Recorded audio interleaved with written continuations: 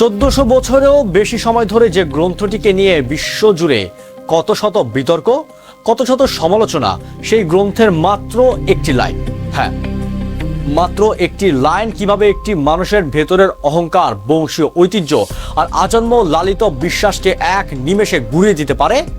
কোনো তরবারি নয়, কোনো কোটি টাকার লোভ নয়, এমনকি কোনো সামাজিক চাপও নয়, শুধু মাত্র একটি বাক্যের ঐশ্বরিক ক্ষমতা বদলে দিল বাংলাদেশের মাগুরা জেলার একটি পুরো হিন্দু পরিবারের জীবন।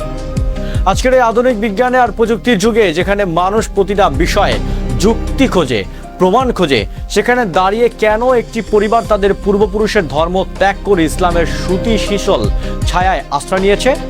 কি ছিল সেই বাক্য? কেন তারা বাধ্য হলেন নিজেদের জীবনের সবচেয়ে বড় সিদ্ধান্তটি নিতে? যদি আপনি মনে করেন ইসলাম মানেই কেবল কঠিন কিছু নিয়ম কানুন কিংবা বল প্রয়োগ, তবে আজকের এই ভিডিও আপনার সেই ভুল ধারণাকে গোড়া থেকে উপড়ে ফেলবে। আর আজ আমরা উন্মোচন করব মাগুরার সেই চাঞ্চল্যকর ঘটনার ভেতরের আসল রহস্য, যা কেবল একটি পরিবারের গল্প নয়, বরং পুরো মানব জাতির জন্য এক চরম মনস্তাত্ত্বিক মুক্তির দলিল। শেষ পর্যন্ত দেখুন, কারণ আজকের ভিডিওটির প্রতিটি সেকেন্ড আপনার চিন্তার জগৎকে ওলট পালট করে দিতে যাচ্ছে। ঘটনাটি আমাদের চিরচেনা বাংলাদেশের মাগুরা জেলার একটি সাধারণ হিন্দু পরিবার, যারা দীর্ঘদিন ধরে সমাজের আর 10টা মানুষের মতো জীবন যাপন করছিলেন। কিন্তু জীবন তাদের মনের ভিতরে চলছিল এক অদ্ভুত ব্যাকুলতা।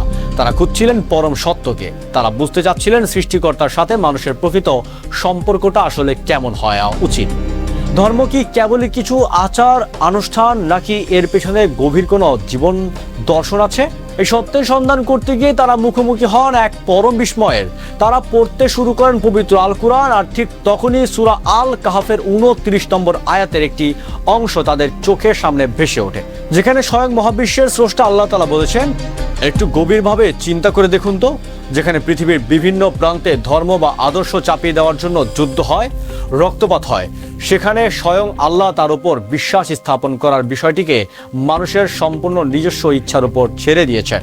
কোনো জোর জবস্তি নেই, কোনো হুমকি নেই। এই একটি আয়াতের ভেতর যে স্বর্গীয় উদারতা, যে অবিশ্বাস্য মানসিক স্বাধীনতা লুকিয়েছিল, তা মাগুরার ওই পরিবারটিকে স্তব্ধ করে দেয়।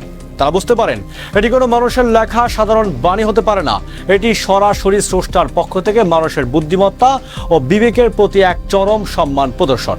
আর এই সত্য উন্মোচনের পরপরই তারা স্বজ্ঞানে, স্বেচ্ছায় এবং অত্যন্ত আনন্দের সাথে ইসলাম ধর্ম গ্রহণ করেন। বন্ধুরা, মাগুরার এই ঘটনাটি আমাদের বর্তমান সমাজ, বিশেষ করে আমাদের তরুণ প্রজন্ম এবং আগামী ভবিষ্যতের জন্য এক বিশাল শিক্ষণীয় বার্তা দিয়ে যায়। আজ আমরা এমন এক সমাজে বাস করছি, যেখানে সামান্য মতের অমিল হলেই আমরা একে অপরকে আক্রমণ করি, জোর করে নিজের মতামত অন্যের উপর চাপিয়ে দিতে চাই। কিন্তু ইসলাম আমাদের কি শেখাচ্ছে? পবিত্র কোরআনের আরেকটি বিখ্যাত আয়াতে আল্লাহ তাআলা স্পষ্ট করে দিয়েছেন, দিনের ব্যাপারে কোনো জবরদস্তি নেই। ইসলামের মূল ভিত্তি তলোয়ার বা শক্তির জোরে নয়, বরং এর ভিত্তি হলো মানুষের অন্তর বা কল্ব। কেউ যদি তরবারির ভয় বা টাকার লোভে মুখে নিজেকে মুসলিম দাবিও করে, আল্লাহর দরবারে তার সেই বিশ্বাসের মূল্য শূন্য। ইসলাম চায় মানুষ তার বিবেক খাটাক, তার চারপাশের সৃষ্টি জগৎ নিয়ে গবেষণা করুক এবং সত্যকে নিজের মন থেকে অনুধাবন করুক। আজকের তরুণ সমাজের কাছে আমার প্রশ্ন, আমরা কি আসলে আমাদের ধর্মীয় আদর্শের এই সৌন্দর্যকে বুকে ধারণ করতে পেরেছি? যারা ইসলামকে একটি অনুদার বা উগ্র ধর্ম হিসাবে প্রচার করতে চায়, মাগুরার এই ঘটনা এবং সূরা আল কাহাফের এই আয়াত তাদের গালে একটি বড় চপেট আঘাত।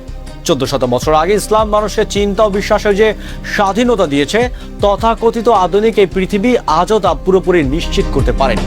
আমাদের মনে রাখতে হবে, ধর্ম কোনো অন্ধ অনুকরণের বিষয় নয়। মাগুরার এই নব্য মুসলিম পরিবারটি প্রমাণ করেছে, সত্যের আলো যখন একবার কোনো কৌশলহীন অন্তরে প্রবেশ করে, তখন পৃথিবীর কোনো দেওয়াল তাকে আটকে রাখতে পারে না। আমরা মন থেকে এই পরিবারটির জন্য দোয়া করি, আল্লাহ যেন তাদের এই সত্যের পথে অটল ও অবিচল রাখুক। সত্য আর মিথ্যে আজ আমাদের সবার সামনে একদম পরিষ্কার। সত্যকে চেনার জন্য প্রয়োজন কেবল অহংকার মুক্ত একটি মন এবং সত্যকে গ্রহণ করার জন্য সৎ সাহস। মাগুরার এই ঘটনা আমাদের চোখ খুলে দিয়েছে। আসুন আমরাও আমাদের জীবনের সত্যের আলোয় আলোকিত করি, মানুষকে জোর জবস্তি না করে ভালোবাসার ও আদর্শের মাধ্যমে ইসলামের প্রকৃত রূপটি তুলে ধরি। আজকের মতো বিদায় নিচ্ছি, ঠিকই তবে যাচ্ছি না, খুব শীঘ্রই ফিরছি। আবার দেখা হবে নতুন কোনো ঘটনা বা নতুন কোনো ভিডিও নিয়ে। ততক্ষণ ভালো থাকুন, সুস্থ থাকুন। আর জীবনমুখী শিক্ষার বার্তা পেতে আমাদের চ্যানেলটি সাবস্ক্রাইব করে সাথে থাকুন। দেখা হচ্ছে পরের ভিডিওতে। ধন্যবাদ।